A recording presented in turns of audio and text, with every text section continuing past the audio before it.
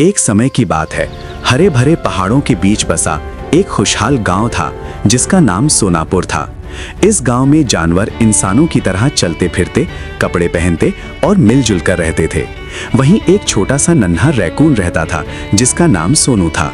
सोनू आकार में छोटा था, लेकिन उसकी सोच बहुत बड़ी थी और वो हमेशा नई चीजें खोजने में लगा रहता था।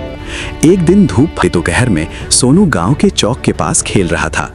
तभी उसकी नजर जमीन पर पड़ी एक चमकती चीज पर गई।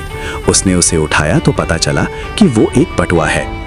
बटुए के अंदर कुछ पैसे और एक कार्ड था जिस पर एक बुजुर्ग कछुए का नाम लिखा था, दादाजी हरिराम। गांव में सभी जानते थे कि दादाजी हरिराम बहुत दयालु और ईमानदार हैं। सोनू के छोटे से पंजों में बटुआ था, लेकिन उसका दिल जानता था कि ये उसका नहीं है। चमकते सिक्के उसे लुभा रहे थे। फिर भी सोनू को लगा कि किसी का खोया हुआ सामान लौटाना ही सही रास्ता है। बिना समय गवाए वो गांव की गलियों से होता हुआ दादाजी हरिराम के घर की ओर चल पड़ा। जब बटुआ सही हाथों में पहुंचा तो दादाजी हरिराम का चेहरा खुशी से खिल उठा। सोनू की सच्चाई से प्रभावित होकर उन्होंने उसे एक चमकता हुआ सिक्का दिया, जो इनाम से ज्यादा भरोसे और अच्छाई का प्रतीक था। धीरे धीरे पूरे सोनापुर में सोनू की ईमानदारी की कहानी फैल गई।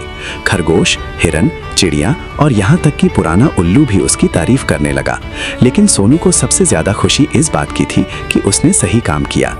उस दिन सोनू ने एक अहम सीख पाई, ईमानदारी सिर्फ सही काम करने का नाम नहीं है, बल्कि ये दूसरों की जिंदगी में अच्छा बदलाव लाने की ताकत भी रखती है। और कभी-कभी एक छोटा सा सच्चा कदम पूरी दुनिया को रोशन कर सकता है।